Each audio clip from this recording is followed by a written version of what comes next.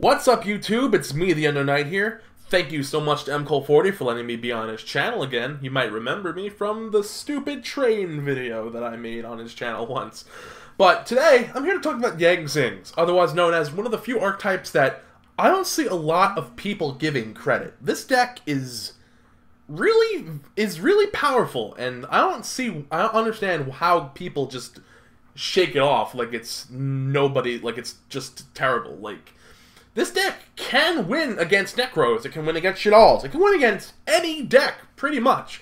And it's kind of a shame to, like, everyone just blows it off and they don't bat an eye towards it. This deck, for a while anyway, before Cleese came out, this deck was a real contender, and, like, you'll see it in, like, it's mostly just a rogue at this point. Like, it's really sad, just because, I don't know, like, just the amount of hate that it can pour onto other decks is kind of funny.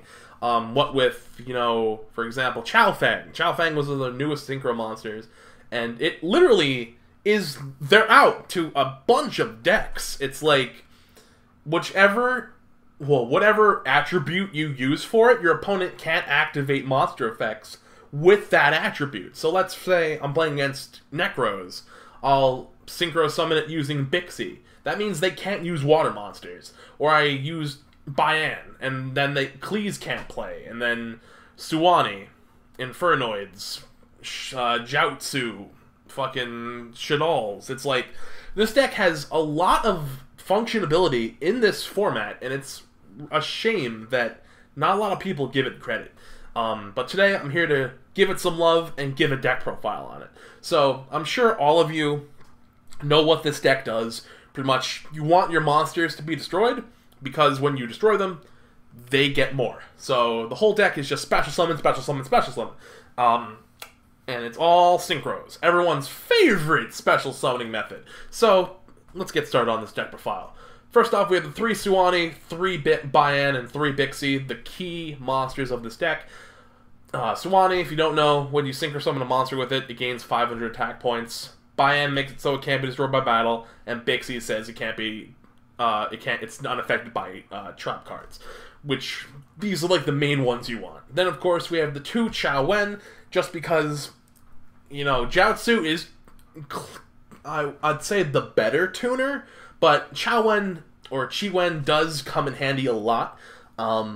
But it's very rare, I'm just gonna say, that you ever actually use it as a tuner, because usually, or more often than not, you'll always use Jiaotsu. Speaking of Jiaotsu, 3 Jiaotsu, it's one of the best monsters of this deck, if not the best monster of this deck, excluding extra deck, because you send any 2 YangZings from your hand, and by YangZing, I mean any YangZing card. Like, a lot of people don't remember that.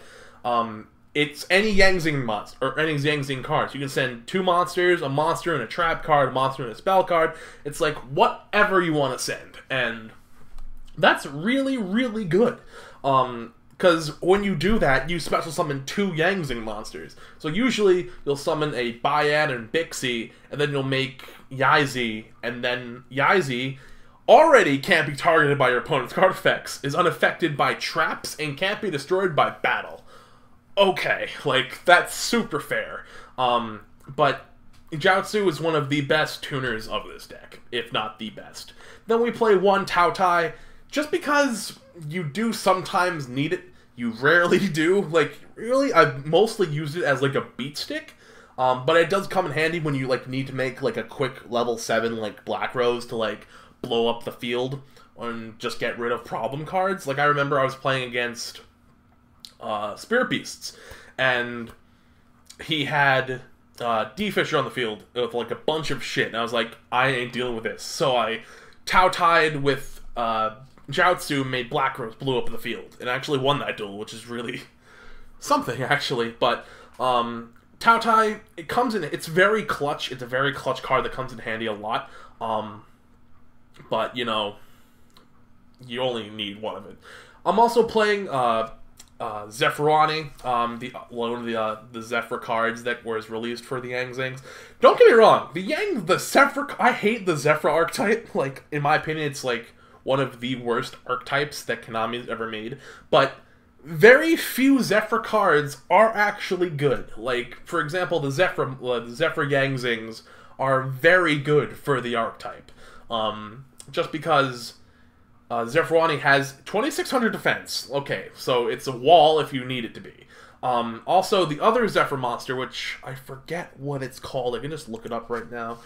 YangZing Zephyraxi. Make it so when it's summoned, or when it's special summoned, you can target a YangZing monster except for itself and make it a tuner. So you target any monster and it just becomes a tuner, which is pretty amazing.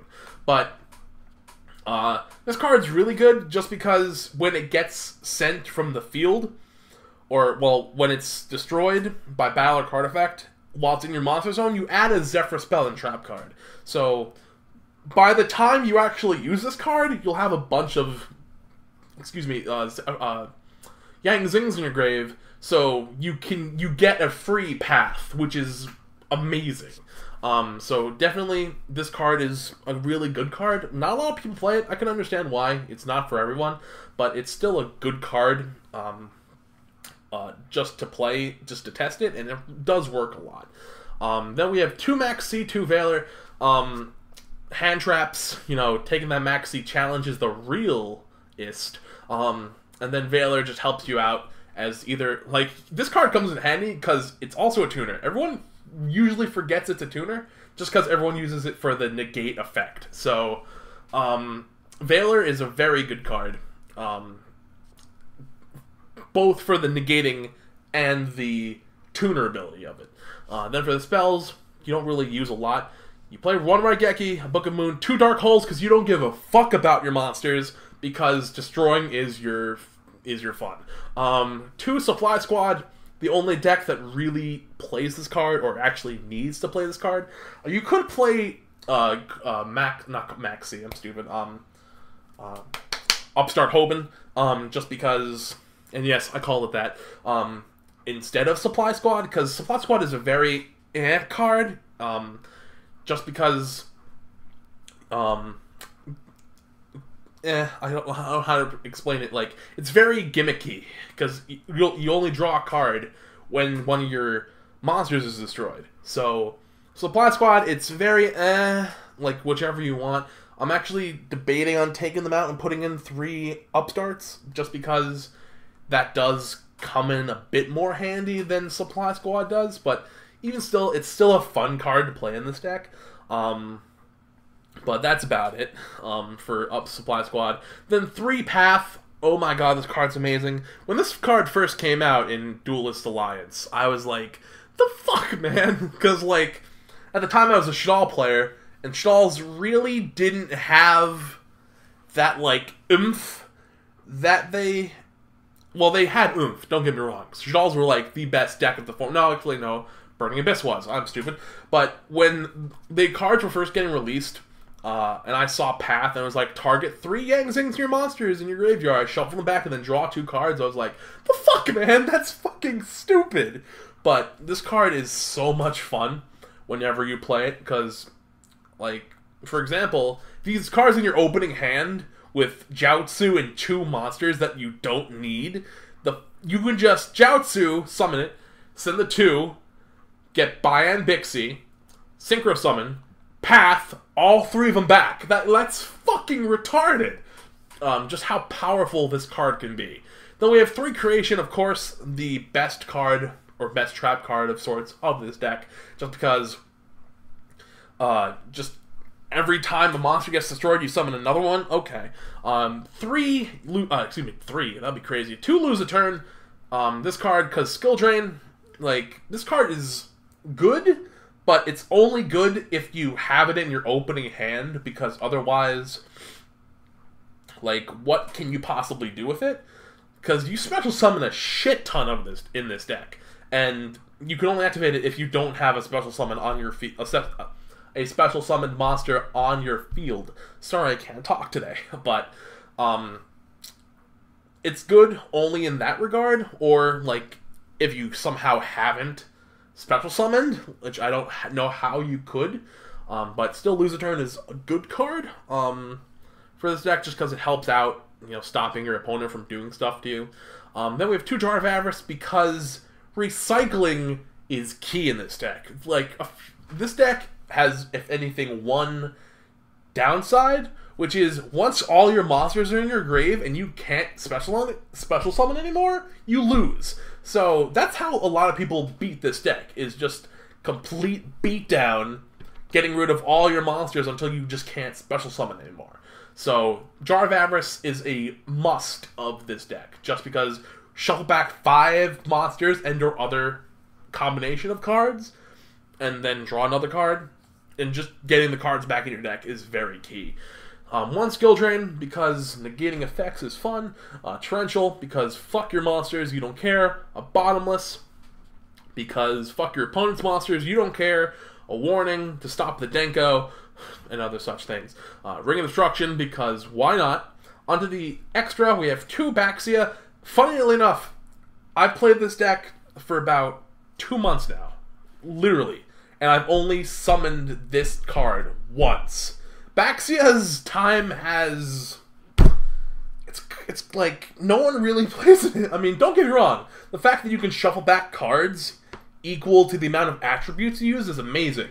But usually, YangZing is the much better play. So, Baxia, I'm not sure if I want to keep you at 2 or put you down to 1 and then put in like another, like, synchro monster in somewhere. I don't know. But Baxia, I want to love you. You're not making it easy for me. 2 YangZing, in my opinion, the best synchro monster of this deck. Just because popping, it's literally it's a Scrap Dragon, but for YangZings. With the added ability of it can't be targeted by your opponent's card effects. Like, okay. But YangZing, I just love it so much. And it's also it's really splashable in other decks, like extra decks, like Shadalls and such like that. I love it. Then we have 1 Chaofeng, which a lot of people don't give enough credit for. This card is very, very, very good for what it does, and I just love it a lot. Then we have 1 Star Rider, Leo, Beals, Crimson Blader, Scrap Dragon, Stardust, Clearwing Synchro Dragon, one of the best new synchro monsters. Like, if you don't think so, I don't know what's wrong with you. This card's amazing. Black Rose, Goyo, and Armades. Onto the side, we have 2 Yugioh Sagi, which I hate Ghost Ogre, and Snow Rabbit. It's such a fucking terrible name. Like, I get why they changed the name, but why? Like, that's another story. 2 Denko, 3 MSTs for any other like deck facing that you need to have MSTs for. 2 Mistakes, 2 non-fusion areas because you don't want Shadalls to do shit against you. 2 Mind Crushes, and 2 Imperial Iron Walls. So, yeah guys, that's been my YangZing deck profile. Thank you guys so much for watching, and again, thank you so much to MKohl40 for letting me be on his channel again. It's such an honor. And tell me what you guys think about YangZings in the comments below, because I want to know what you guys really think about this deck. You know, I know the whole format's been dominated by Klees, Necros, and Shadalls.